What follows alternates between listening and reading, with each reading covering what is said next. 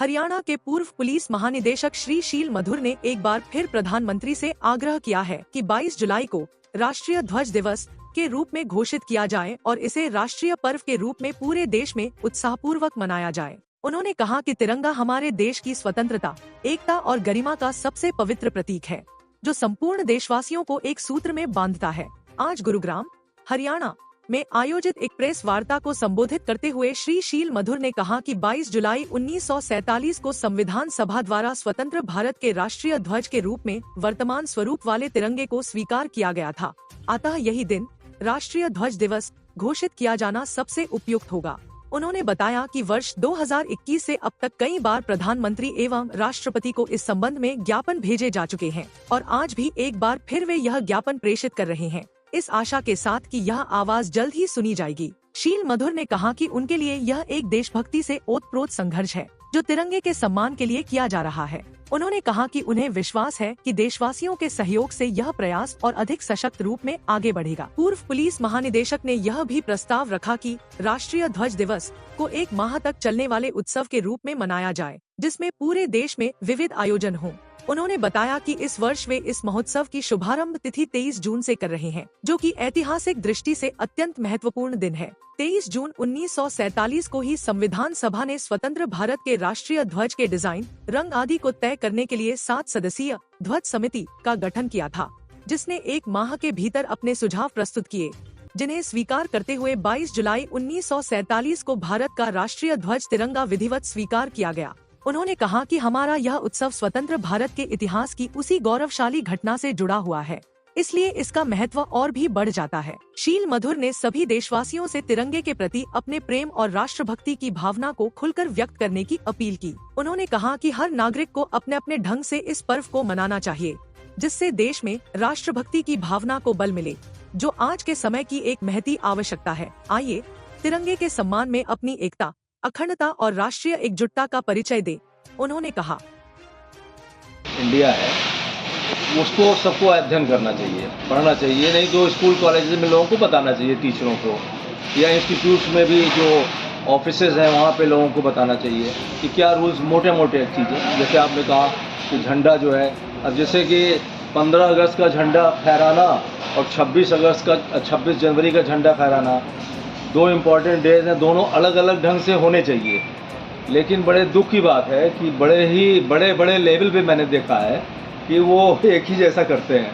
वो एक्चुअली होता क्या है कि जो 15 अगस्त का झंडा है उसको नीचे से, यहाँ से होइस्ट किया जाता है ऊपर और तब वो लहराया जाता है। यहाँ से नीचे से ऊपर जाता है, इसको कहते हैं होइस्टिंग, अंग्रेजी का शब्द है होइस्टिंग। और 26 जनवरी को जो है वो यहीं बंधा रहता है और यहाँ से फिर उसको खोला जाता है तो वो अनफर्लिंग कहलाता है। तो ये रूल्स में, कानून में दिया हुआ है। लेकिन अब मुझे कहना उचित नहीं है कि लोग अपने नादानी से या नासमझी से या अनजाने होने के कारण, जानकारी न होने के कारण बड़े उच्च लेवल पे मैंने देखा है कि किस प्रकार से इसकी जानकारी नहीं है। तो इसलिए सरकार से भी अपेक्षा करते हैं कि कुछ न कुछ इस दिशा में भी वो कार्य करेंगे। लेकिन आज की जो मेन यहाँ का मुद्दा, प्रेस वार्ता का जो मुख्य मुद्दा है वो ये है कि वो तो प्राप्त हो चुका। अब राष्ट्रीय ध्वज दिवस की जो हमारी मांग है और जो जिसके पीछे काफ़ी लोग, सभी लोग, जो लोग भी सुनते हैं, देशवासी सभी लोग इस बात से जुड़ते हैं, चाहते हैं जहाँ भाई होना चाहिए। हमारे भी देश के राष्ट्रीय ध्वज के सम्मान में एक दिवस होना चाहिए। तो वो दिवस है 22 जुलाई। 22 जुलाई 1947 को ही ये जो तिरंगा इस रूप में आज दिखलाई पड़ रहा है, इसका ये रूप जो अस्तित्व में आया है वो 22 जुलाई को ही संविधान सभा ने इसको अप्रूव किया था, एक्सेप्ट किया था, तब जा कर के अडॉप्ट किया था, तो ये तिरंगा बना है। और उस दिन, और आपको जान के बड़ी खुशी होगी कि जो हम लोग ये जो प्रोग्राम लॉन्च कर रहे हैं, जो मेरा प्रोग्राम है, ये आज 22 जुलाई है, आज 22 जून है और 23 जून को ही 1947 में तिरंगे को बनाने के लिए कि हमारे देश का राष्ट्रीय ध्वज, स्वतंत्र भारत का राष्ट्रीय ध्वज कैसा होगा, उसकी डिज़ाइन करने के लिए कॉन्स्टिट्यूएंट असेंबली यानी संविधान सभा ने एक फ्लैग कमेटी बनाया था। और फ्लैग कमेटी का ये काम था कि भाई वो उसमें 7 मेंबर्स थे, ऑनरेबल मेंबर्स थे। तो उनका काम ये था कि भाई आप हमारे स्वतंत्र भारत के लिए कैसा झंडा उसका स्वरूप होना चाहिए, क्या क्या भावना से होना चाहिए। तो उन सब चीज़ों को उन्होंने तैयार किया भी 1 महीने के अंदर ही। उसके ऊपर पूरा डिस्कशन हुआ संविधान सभा में, उसके बारे में बहुत अच्छे अच्छे विचार आए, हर रंग के बारे में क्यों इसका महत्व है।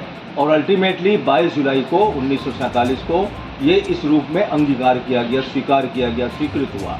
तो इसलिए इसका जन्म दिवस भी 22 जुलाई बनता है 1947, जो कि हम लोग कितने साल हो गए अभी तक नहीं मना रहे हैं। ये जो है मतलब एक सरकारी रूप में पूरे देश में अगर सरकार किसी चीज़ को अडॉप्ट करती है, उसको लागू करती है, तो जन जन तक वो भावना बड़ी तेज़ी से पहुँचती है। इसलिए मैं तो मना ही रहा हूँ, जब से मैंने इसको जाना है तो मैं तो उसको मना रहा हूँ। लेकिन मैं चाहता हूँ कि पूरे देश में और आप सभी देशवासियों से मेरा विशेष अनुरोध है कि आप लोग खुद भी सोचिए कि क्या ये उचित है कि नहीं उचित है कि हमारे राष्ट्रीय ध्वज दिवस के सम्मान में 22 जुलाई का दिन घोषित हो। हम लोग इस बार इसको अपने लेवल पे ही अब मनाना शुरू कर दिया है और इस बार हमारा 1 महीने का कार्यक्रम है। उसी 23 जून की याद में, 1947 की याद में, जब से फ्लैग कमेटी बनी थी कि फ्लैग का जो 22 जुलाई को बन के तैयार हुआ था, तो हम लोग 23 जून को ही ये कार्यक्रम शुरू कर रहे हैं, आज लॉन्च कर रहे हैं। हमारी टीम के जो लोग हैं, जो हमसे संबद्ध लोग हैं और जो सभी देशवासी जो नहीं भी संबद्ध हैं और जिन तक आपके माध्यम से सूचना पहुंचेगी, उनसे अनुरोध है कि अपने अपने रूप में, अपने अपनी समझ से, अपनी अपनी इच्छा से जो ठीक समझते हैं उस रूप में तिरंगे को सैल्यूट करके, तिरंगे की भावना को समझ करके और उसको मनाने के सेलिब्रेट करें, जिस रूप में सेलिब्रेट करते हैं, चाहे बड़ा उत्सव हो, चाहे छोटा उत्सव हो, चाहे इंडिविजुअल उत्सव। बहुत बहुत स्वागत है कि आप लोग अपने व्यस्त समय में से आपने निकाला, आपका बहुत बहुत धन्यवाद। और आपको जिन लोगों ने भेजा भी उनका भी बहुत बहुत धन्यवाद। और साथ ही साथ एक बहुत ही महत्वपूर्ण विषय पे आप लोगों ने अपना समय दिया है। जो तिरंगा हमारी आन बान शान का प्रतीक है, हर देशवासी के दिल में बसता है।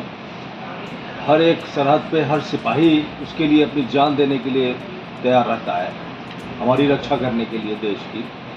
और देश के अंदर भी पैरामिलिट्री फोर्सेज और सभी लोग जो हैं हमारी सुरक्षा करने के लिए, इस प्रकार से पुलिस भी अपना योगदान देने के लिए। और कभी कभी अक्सर आपने देखा होगा क्या कि बहुत से काम करते हुए लोग शहीद भी हो जाते हैं, इनलैंड भी, अपने देश के अंदर की तरफ भी। और इसके अलावा जो है स्वाधीनता सेनानियों ने कितने लंबे समय तक अपना त्याग बलिदान किया, उनके परिवारों ने, उन लोगों ने, तो हमें स्वतंत्रता मिली। बहुत से लोग उसमें शहीद भी हुए, तब हमें स्वतंत्रता मिली। तो उसका भी प्रतीक है हमारा तिरंगा, उनको सम्मान देने का भी प्रतीक है। और साथ ही साथ संदेश भी और देता है कि शांति व्यवस्था, जिस प्रकार से आज पूरे वर्ल्ड में विश्व शांति के लिए भी संदेश दे रहा है, क्योंकि जिसका सफ़ेद रंग है वो शांति का ही प्रतीक है, अहिंसा का प्रतीक है, सत्य का प्रतीक है, धम्म का प्रतीक है, राइटियसनेस, सही रास्ते पे चलने का। जिस प्रकार से पूरे देश में और पूरे विश्व में क्रिमिनल एलिमेंट्स बढ़ते जा रहे हैं, क्रिमिनलिटी बढ़ती जा रही है, सोशल टेंशन बढ़ता जा रहा है, तो उसमें इसका संदेश है। तो हमारा झंडा जो है खुशहाली के लिए भी जो उसका हरा रंग है संदेश देता है कि अपने आप को डेवलप करना है, कर्म करना है, अच्छे कर्म करके अपने देश को मजबूत करना है और मानवता को सहायता देना है, मानवता को आगे बढ़ाना है, पूरे पर्यावरण को आगे बढ़ाना है। तो इस प्रकार से हमारा तिरंगा जो है 24 घंटे, जो इसकी 24 तीलियाँ हैं, 24 घंटे इसी रास्ते पर चलने की प्रेरणा देता है। तो इतना महत्वपूर्ण है।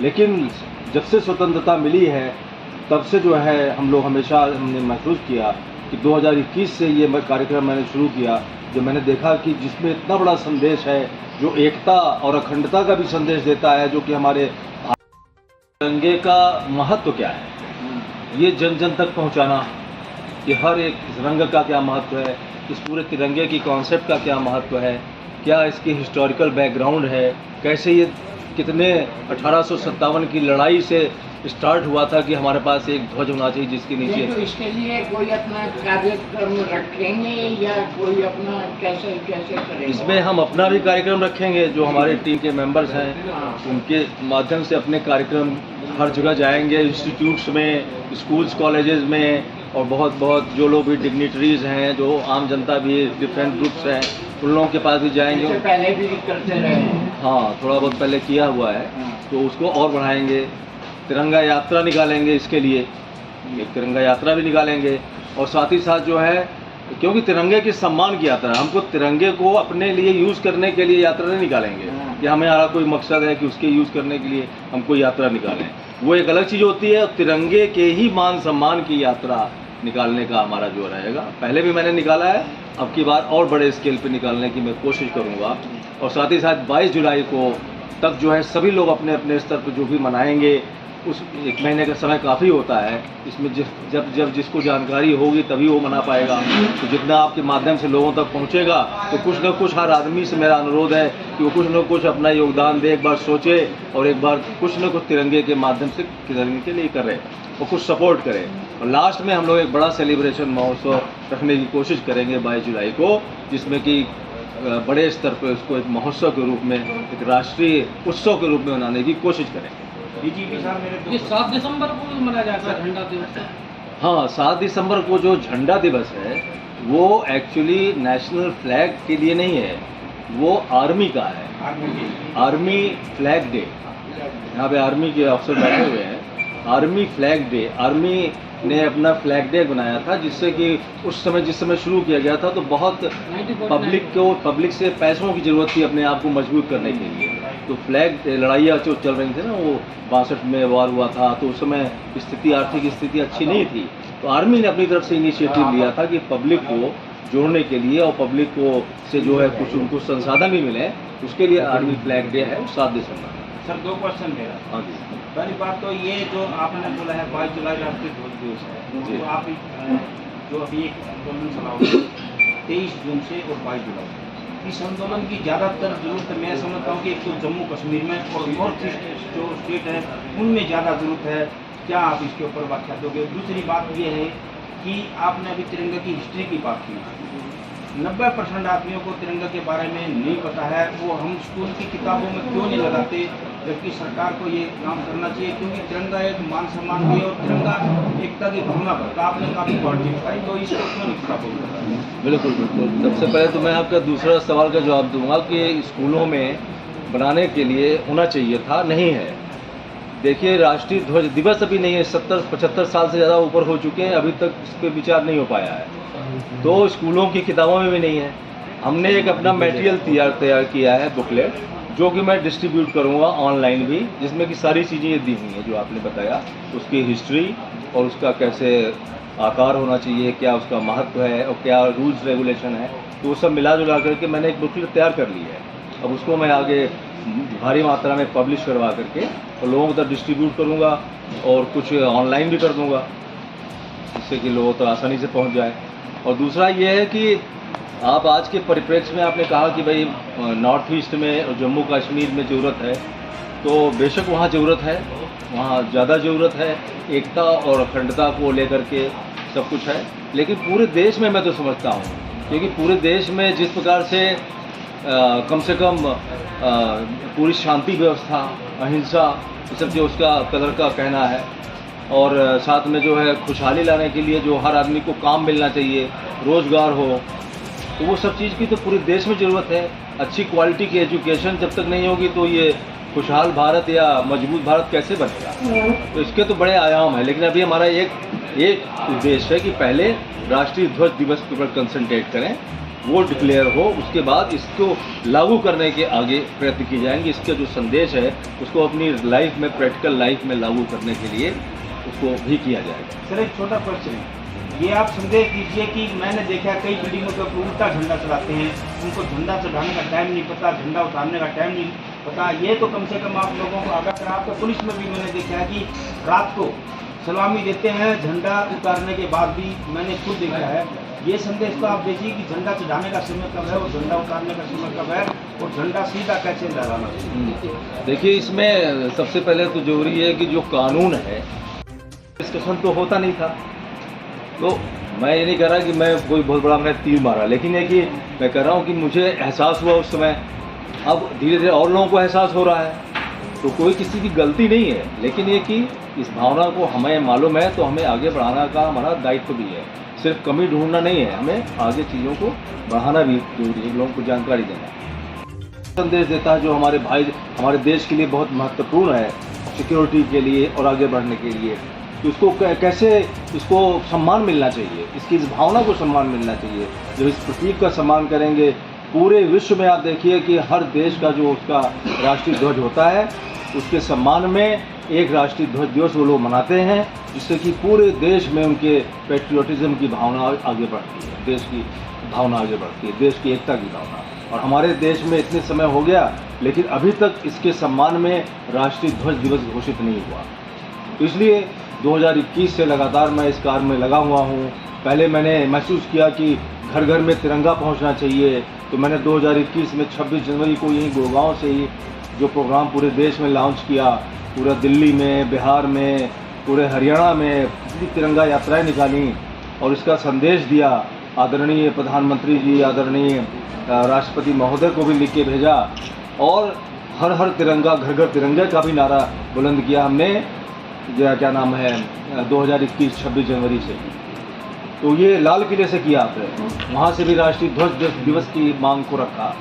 तो ये सब करते हुए बड़ी खुशी की बात है कि जो हर हर तिरंगा, घर घर तिरंगे का नारा था, जो उसकी भावना थी, उसके अनुरूप कुछ काम हुआ है और सरकार के कारण हुआ है कि सरकार ने उसको हर घर तिरंगे के रूप में 2022 में अगस्त में लागू किया था।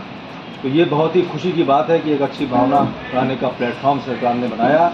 अगर मैं अकेले कोशिश करता रहता तो कभी शायद 50 सालों में भी कितने समय में होता, कुछ कह नहीं सकते। इसलिए सरकार का जो है मैं आभार व्यक्त करता हूँ कि उन्होंने इस आइडिया को आगे बढ़ाया और घर घर तक पहुँचाया।